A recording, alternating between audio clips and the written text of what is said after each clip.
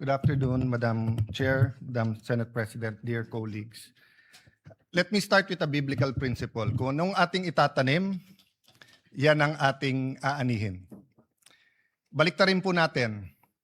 Ito po ang ating inaani ngayon. So balikan natin ano ba ang ating tinanim. So allow me to put on record 3 topics. First, ano ba ang karapatan at responsibilidad ng bawat senador? Number 2, when we talk about the dignity ng Senate at yung kasagsagan, kailan ba nag-umpisa yon? And pangatlo, na tingin kong pinaka-importante, ano ba priorities natin and how do we move forward? So, dun muna tayo sa ano ba ang karapatan at responsibilidad ng bawat senador. Gusto ko pong sabihin sa sarili ko at sa bawat miyembro ng Senado na hawak mo yung beat. Mga senador, hawak natin ang beat. Ano po ibig sabihin? Hawak natin ang mic, lalo sa mga panahon na to. Kahit sino po sa atin ang magsalita ay news sa panahon na ito. So kung pipiliin natin ay pag-usapan ay edukasyon, katulad ng sinabi ni Senator Bam sa kanyang vlog, yun po ay mapupunta sa record. Kung pag-uusapan natin agriculture, agricultural smuggling, problema sa taniman ngayon, problema sa fertilizer, pag pinag-usapan po natin yung 7% inflation, pag-usapan natin ilan araw pa ba meron tayong gasolina. At yung po ba ay katulad nung the last 60 days na dagdag ng dagdag o panipis na po ba ang supply worldwide? Pag pinag-usapan natin, fiscal space po natin at dolyar sa peso, hawak po natin ang beat eh. Tayo po ang pwedeng magdikta kung anong pag-uusapan.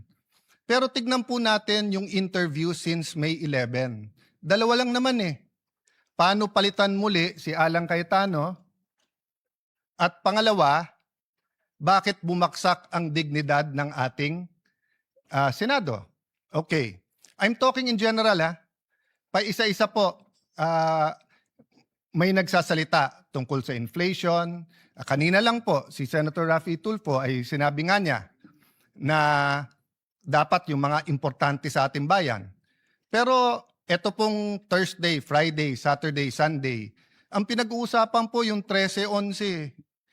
Pinag-uusapan fireworks, pinag-uusapan papalitan. I'm at your service and I am at your disposal. Show me 13 hands or 13 signatures. I will even administer your oath if you want to. Ano po ang nasabi po last week? Bumaksak daw po ang Senado. And alam niyo po, kasundo ko si Senator Win. I wasn't joking. I was making him smile, but I would vote for him. Pero sabi niya kanina, ibalik ang dignidad ng Senado. Okay, I'll take it with good faith. Ang problema, Senator Win, yan ang narrative ng minority na simula nung Mayo 11, bumaksak.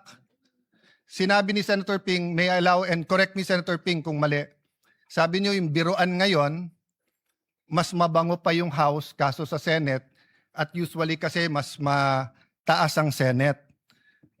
I will take exception to that. Why? Because the Pulse Asia, if I'm not mistaken, in December 2019, when I was Speaker and Senator Soto was Senate President, the Senate was 66% and the House was 66%. When I was Speaker, pareho lang po ang trust rating, ang performance rating ng House at saka ng Senado. Bumaksak po ang Senado nung nagsimula po yung flood control. Dahil po, ilan ang binanggit sa minority. Pero ilang beses po sinasabi ng minority, bakit ganon? Kapag ka minority, may insertion daw. Pagka majority, amendment. Una, napakaraming ghost, tapos konti na lang. Tapos si Senator Jinggoy, ganito daw in-insert, tapos nung sinupina ng ombudsman, ang LBRO, yung pong may hawak ng dokumento, wala naman pala.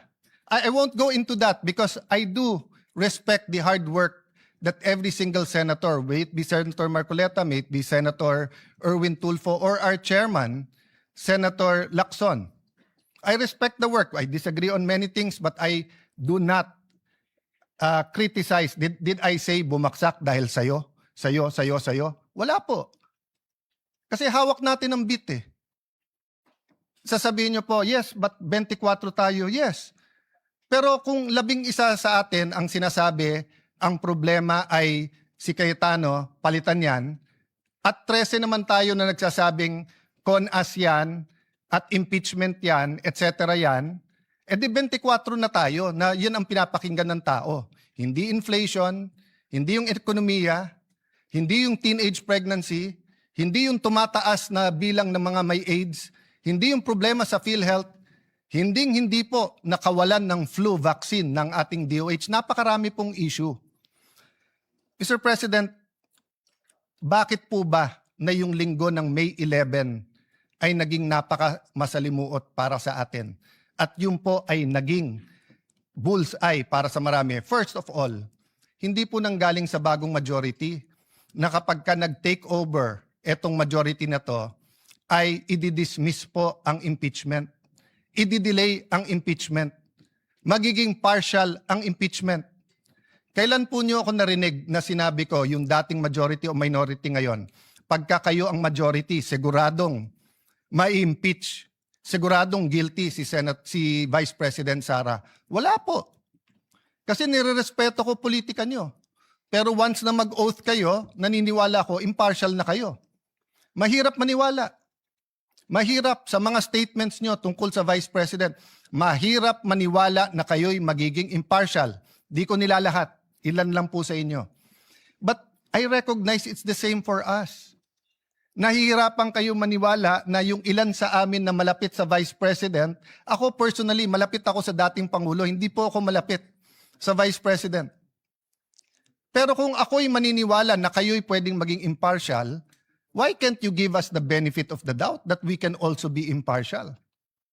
Even Senator Padilla, who's very close to the Vice President, na ang dami ng statement, sabi niya, kaya nga nagsasalita bago mag-oath kasi once na mag-oath, susundin niya yun. Ako po'y Kristiyano, siya po'y Muslim. Pero pareho kaming naniniwala, brother, di ba? Na once nag-oath ka, kasalanan sa Diyos ang wag sundin yung oath. So, Madam President, it's a two-way street. What's the difference? The difference is the minority keeps speaking outside the session hall na hindi natin basta't masagot. Senator Amy is speaking in the session hall na lahat sila ay pwedeng tumayo. Number 2, outside the session hall, walang out of order. Dito po meron. I'll go to that later kasi meron naman po tayong rules at may way forward tayo. But the first thing po, yung binansagan po ang majority na ang dahilan daw po ay yung impeachment. We've proven that wrong. In fact, I'll ask for another caucus tomorrow to finalize matters regarding the impeachment because on Thursday, may final meeting naman yung secretariat, yung magiging clerk of court, and we want to get your inputs. Secondly po, Senator Bato, he's a member of this establishment. He is entitled to go here and to vote. Bakit naging issue na pumunta dito para bumoto lang? The leadership of the Senate determines the direction of the Senate. The Senate is the last line of defense when it comes to democratic issues or issues that affect our democracy. That's been the history of the Senate, pre-martial law and after martial law. Kaya nga yun ang hinala, bakit inabolish ng martial law? Because the independence of the Senate is very important.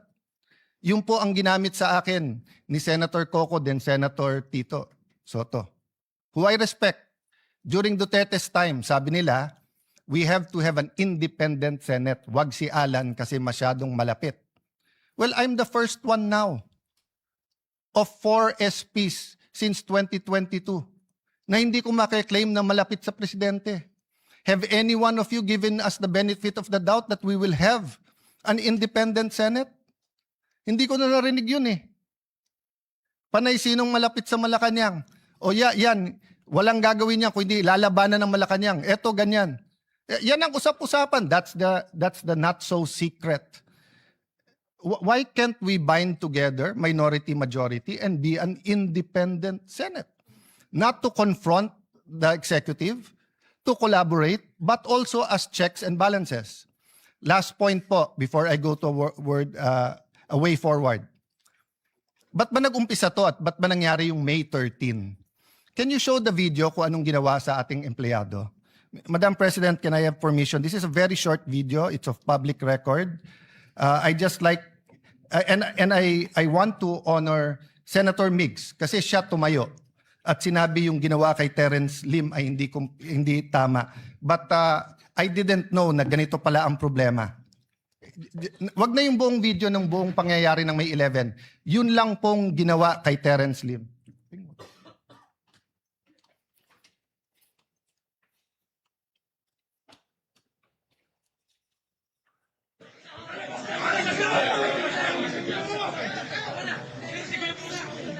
Oh, before that, baksak na siya dyan eh. Before that,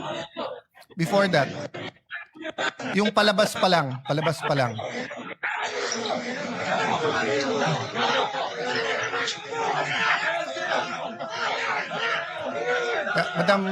Madam Chair, may I ask, kahit na naghalo yung video, but yung palabas pa lang.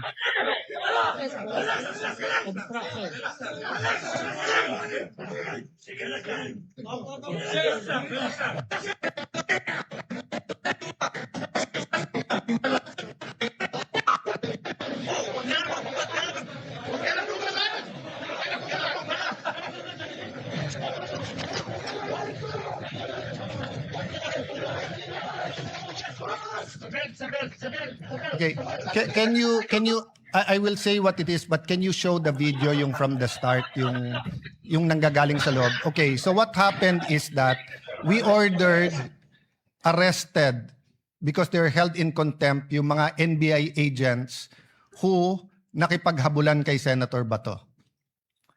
When they were leaving the building, nagtutulakan, kinuha ng mga taga-NBI at ginulpe si Terence Lim.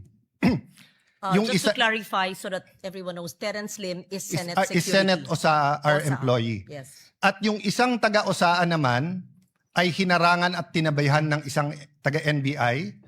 Nung gulpe at dapa na siya, lalo pang ginulpe, ayaw siyang palapitan sa medical. At nung siya'y binuhat, dinadala siya at pinosasan at dadalin siya sa sasakyan ng NBI para dalhin sa NBI. Okay?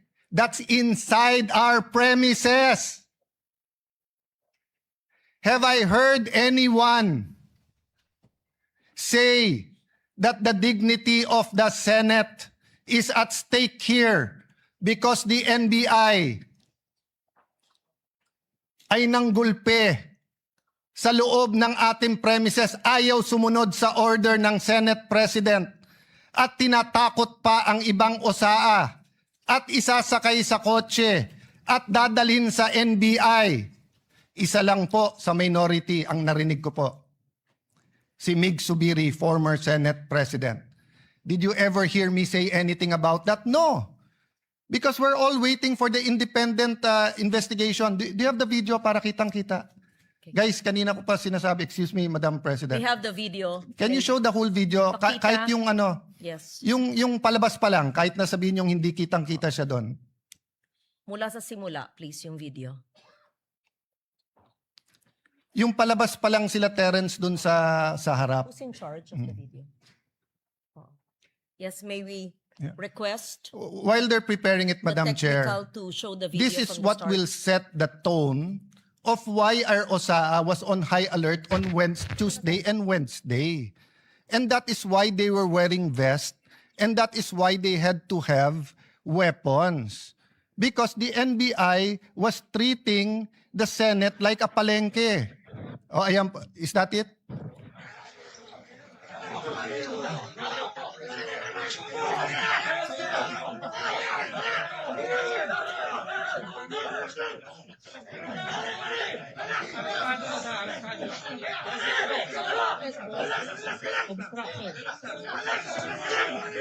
The person in white on the ground is Terence Lim, OSAA, And all or those Senate who are Security.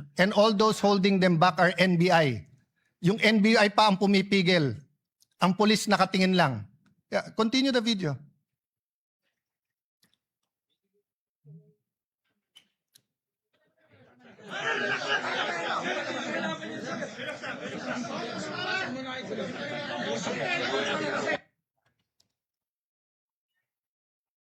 No, show the whole video, yung hanggang binitbit sa kotse. O kaya yung CCTV. Hindi pa nakita nung maraming senador to. Madam Chair, that's one reason na hindi ko sinisisi yung iba sa minority. Kasi ako mismo, hindi ko nakita yung buong video. That's why I have communicated to everyone, including to the NBI. Mag-inhibit sila, tapusin natin ng buong-buo yung investigasyon para makita natin kahit yung yung CCTV muna. But the point is, Madam Chair, paglabas pa lang dinukot siya, ginulpe, ayaw palapitan sa medical. Isipin niyo po sa loob ng sarili nating remember, Madam President, this is not a department. We're not the DOJ, the DOLE, DSWD. We are a branch of government. The Constitution says we are a co-equal branch. Ang USAA ba pwedeng manggulpe sa loob ng Malacanang? Ang USAA ba pwedeng manggulpe sa loob ng Supreme Court? Pero ba narinig ko yung dignity natin, New York? Yung ating dignity ay giniba dahil sa NBI? Wala po eh. Si Alang Cayetano pa rin ang pinagbibintangan nyo. Bakit ako ba nang gulpi dyan? Hindi po ako ang pumayag. If you see the video, more than 20 agents of the NBI were allowed in on May 11. And we already napagtagpi-tagpi. The OSAA then and the SecGen were meeting. They even inspected the helipad and all parts kung saan pwesto yung mga NBI. So again, at this point, I'm not making a conclusion. At this point, I'm not pointing fingers. So let me move to the last point. Moving on, moving forward. Do you have the video ba? Pinakita nyo na kanina yung CCTV. O yan, palabas pa lang. O yan.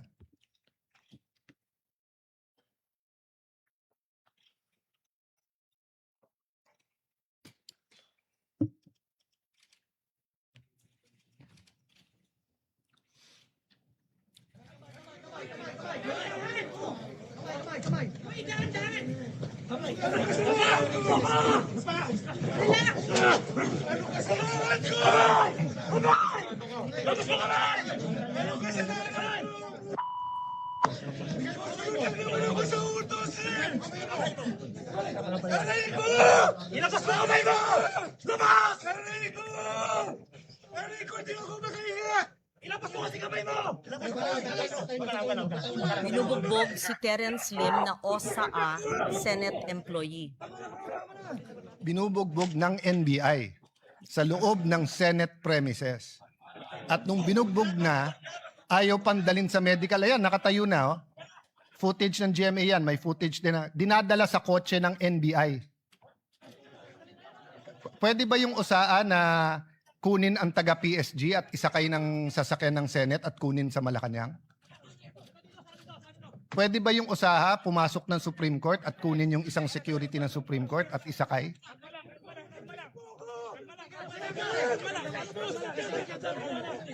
Yan, pinusasan, isasakay sa sasakyan ng NBI.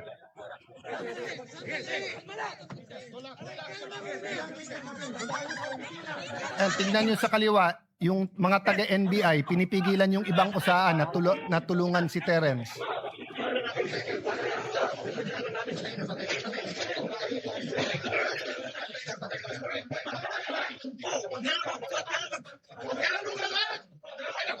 Pinagtulungan ang isang Senate Security OSAA Terence Lim ng mga taong allegedly, I'm not sure who they are, within Senate premises na nambugbog. Yung punot dulo nito ay hindi tayo sigurado kung ano ang kanilang gustong gawin.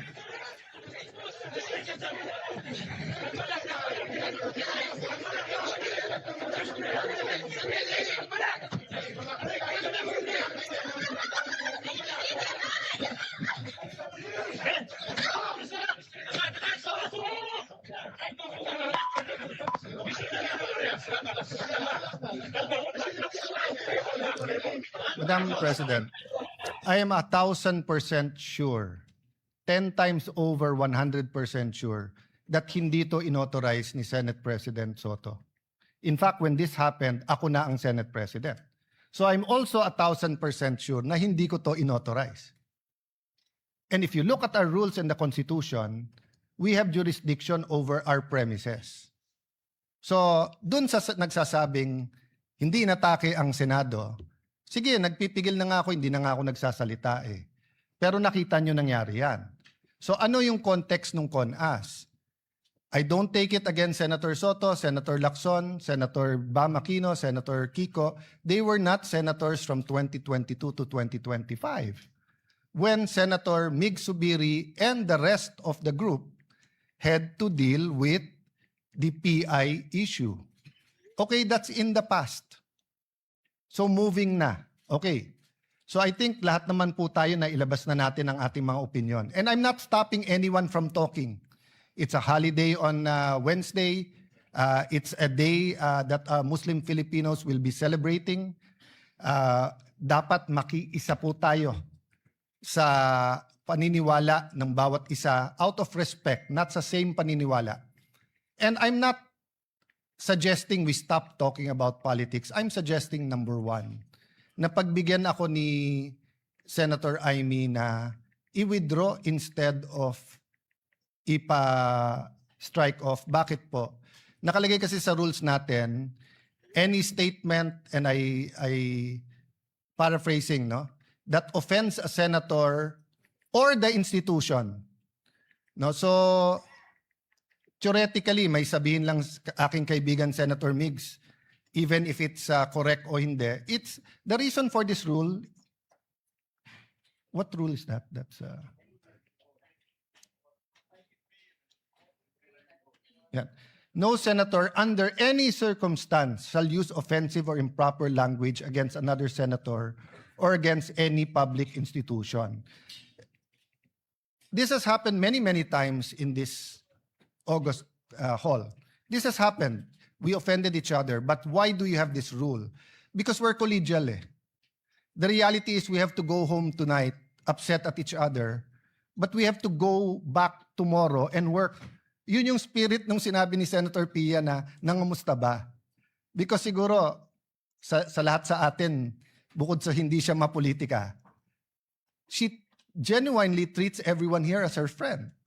So when something traumatic happens, many of our kababayans don't know that while myself, Senator Mark were in my room, Senator Loren, Senator Camille, and Senator Pia, once the security find out na barilan na, rushed into my room, turned off the light, then pushed them into a smaller room, yung banyo. Diba? So, it's traumatic. You may criticize what she said, how she said it, etc. But akala ko ba all feelings are valid? Bakit pag na-trauma yung nasa majority ngayon, mali. Pero pag na-trauma yung minority, okay lang. Diba? I'm talking in general.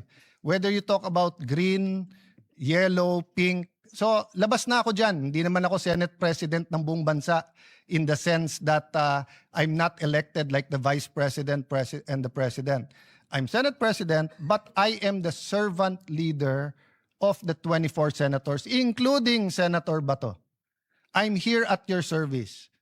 Kung papayagan ako ni Senator Amy, then I'll ask her to withdraw. Number two, kung papayagan ako ng minority, tomorrow let's talk about the impeachment, but let's also talk about what are your priorities. What are our priorities? Let's use the last few session days. You want to talk about changing the Senate President? I won't take it against you. It's your right. Pero wag tayo dun sa yung integridad ng institusyon kasi syempre, didepensa kami. 'Di ba? Dahil ang tingin namin, bumaksak na to dati pa. But we're not pointing fingers. Bakit bumaksak? We're just letting history judge it. Sabi po nung iba, fresh start. Bakit? Hindi ba fresh start pagdating ko? Hindi pa nga ako nagsa-start, inuupakan na ako eh. Ganun na ganun nangyari sa SEA Games. When I was Secretary of Foreign Affairs, not a threat, serving everyone, wala akong problema sa SEA Games. As soon as I ran for Congress at sinabing magsi-speaker, kaliwat kanan na yung banat sa akin. But we proved them wrong. Nanahimik kami, overall champion, most number of gold medals, and it launched the careers of many in the Olympics. So again, I can take that attitude. Sa SEA Games, nagpagulpe muna ako. Actually, wala naman akong choice. Pero hindi kami gumante. Bakit? Because in the end, the performance will decide or will dictate whether we were justified or not yung mga pinanggagawa. So the same with me. Judge me as Senate President every single day, every single week. Kung tatagal ako ng 1 month, 2 months, edi for 2 months, 3 months, 4 months, di ba? Pero yung inuunahan, hindi pa nga nag-uumpisa, fresh start na, medyo foul naman yon. Yes, it's political, pero medyo foul naman, di ba? So I guess yun lang naman po ang spirit ng ating mga privileged speech dito na very political. Can we go back and start talking again about health, about education, about that's why we were unanimous in retaining and again putting Senator Win as the chairman of the Protect Committee because he was doing a good job in how the government can help us, no? So again, my speech is not perfect. You want to interpolate me in a later date, etc. But lahat nung nasa minority may tama kayong sinabi kanina. Sabi niyo po, people are watching us. So Senator Amy, the ball is first in your hands. Afterwards, it goes to the minority. Thank you for giving me this. Oh, sandali lang po, Senator Padilla, na hindi ko tataasan ng boses, brother. Ay